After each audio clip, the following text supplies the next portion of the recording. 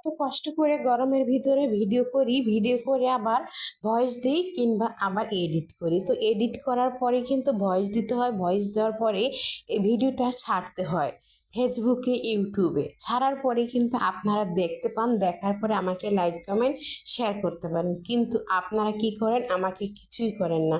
কেন করেন না জানি না।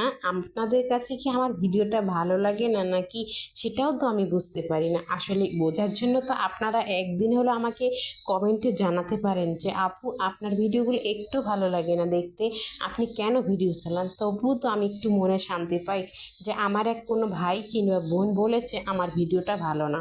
তো দেখুন, এত কষ্ট করে গরমের ভিতরে আমি দাঁড়ায় দাঁড়ায় ভিডিও করতেছি আগুনের তাপে, তবু আপনারা একটু দয়াময় আমার উপরে করেন না। কেন? আপনাদের মনে কি দয়াময় নাই? না আল্লাহ তাআলা আপনাদের মনে কোনো ভালোবাসাই রাখেনি মানুষের জন্য?